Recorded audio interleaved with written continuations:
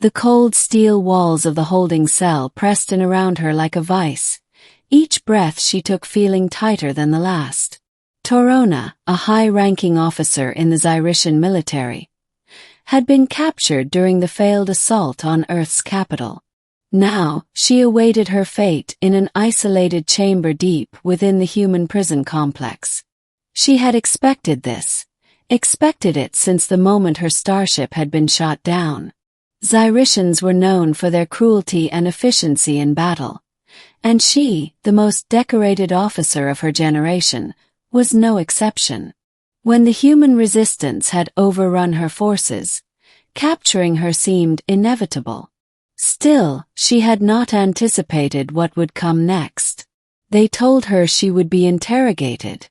They told her she would be punished for the destruction she had caused, for the lives lost under her command. Torture was a given.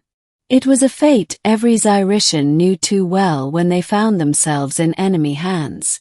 But despite the cruelty she had experienced from countless species in her travels, this human war prisoner complex was unlike any she had encountered before. She sat on the cold metallic bench in her cell, her eyes fixed on the door. Despite the terrifying thoughts swirling in her mind, her military training kicked in, keeping her still, composed. She expected to hear the heavy boots of guards at any moment, the hiss of the cell door opening, and then the harsh interrogator entering. Instead, there was silence. Hours passed.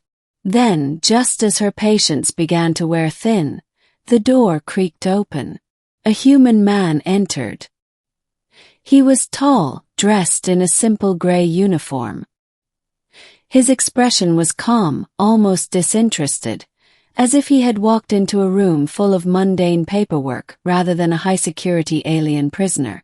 Torona had been trained to detect fear, weakness, or the intent to harm in any being. She searched this human's face but found none of those usual traits. He was unfazed by her presence, as though he had encountered far worse in his life. "I'm Commander Jack Monroe," he said in fluent Zyrissian, his voice devoid of any trace of malice. "I'm the one tasked with your interrogation." Torona didn't respond immediately. She knew the game. If she showed any sign of weakness, any sign of fear, it would only encourage them to escalate. Instead, she stood tall, glaring at him.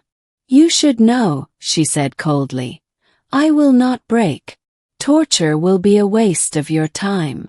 Commander Monroe didn't seem to be listening.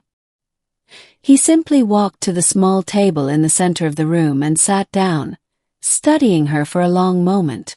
Then, he opened a small black case and set it on the table. Torona's eyes flickered to the object.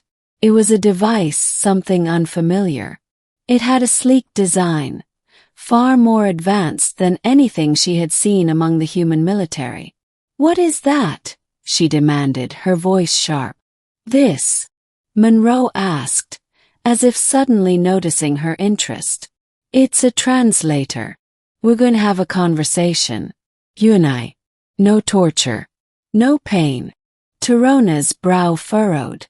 "You think you can extract information without torture?" She couldn't help but laugh bitterly. "You've never dealt with a Zyrissian before." Commander Monroe's expression remained unchanged, but his eyes seemed to soften. "You're right. I haven't dealt with a Zyrissian. But I've dealt with humans who've done worse things than you could ever imagine. I'm not here to torture you, Torona. I'm here to make you understand." "Understand what?" She stared at him, confused. "You are too weak to understand anything." "I'm here to help you," Monroe said, his tone still calm. "Because despite everything you've done, I don't think you deserve to be tortured. I don't think you deserve to die." Torona's shock was evident now. "Help me? Why would you help me? I've killed your people, I've destroyed your cities. What could you possibly think I could learn from you?" Monroe leaned back in his chair, regarding her with a steady gaze. You're not the first alien I've encountered, Torona. I've been trained to understand the difference between a soldier doing their duty and a monster doing what they want. Her mind raced. You're trying to manipulate me, human. You think I'm a fool. No. I think you're someone who's been taught the wrong lessons, he replied. And I'm offering you a chance to learn a better one. Torona felt her jaw tighten. This human had no idea what he was up against. She had been trained to destroy planets, to wage wars with brutal efficiency. She had seen thousands of soldiers fall under her command. She had seen the worst that the universe had to offer. But this was different. This was unexpected. The human was asking her to trust him, to believe that he could offer her something she had never thought possible. You're wasting your time, she said, turning away from him. I am not interested in whatever message you have. My mission is complete. I will die a martyr for the Zyrissian cause. You're not going to die, Torona, Monroe said softly. Not if I have anything to say about it. There was a long silence between them. Then, with a quiet sigh, Monroe stood up and walked to the wall of the cell. He pressed a button and the door slid open. 2 more soldiers entered, but they weren't there to take her to an interrogation chamber. They were there to give her food and water. Monroe turned to face her. I'm not going to force you to talk, Torona. I'm not going to beat you or inject you with poisons. But I will give you the choice. She looked at him, her eyes narrowing. Choice? You're offering me a choice. Yes, he said, nodding. The choice to join us. To stop the war. Torona laughed bitterly. You think I'll just switch sides because you offer me food? No. I'm offering you something more than that. I'm offering you the chance to stop being a soldier. To stop being a weapon of destruction. She stared at him, her mind racing. She had never been given this kind of choice before. Every battle she had fought in had been for a cause greater than herself. Every decision had been made for the good of the Zyrissian Empire. But now this human was asking her to think beyond that. He was asking her to see a different path, one that didn't involve endless violence. Why would you do this? She asked, her voice faltering slightly. After everything I've done, why would you want to save me? Monroe's eyes softened again. Because I believe everyone deserves a chance to change. Even you. Torona's thoughts churned.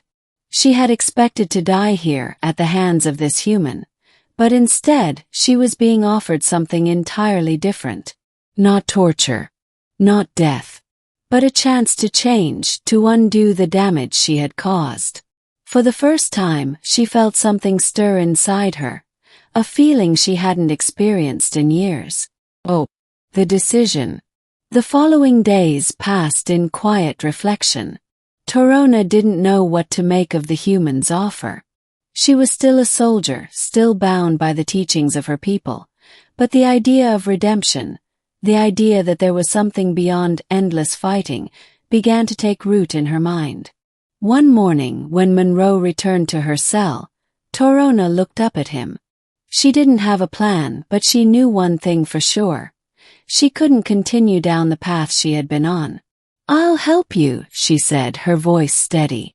Not because I trust you, but because I'm tired of being a weapon. Monroe's eyes lit up, but he didn't say anything at first. Instead, he simply nodded.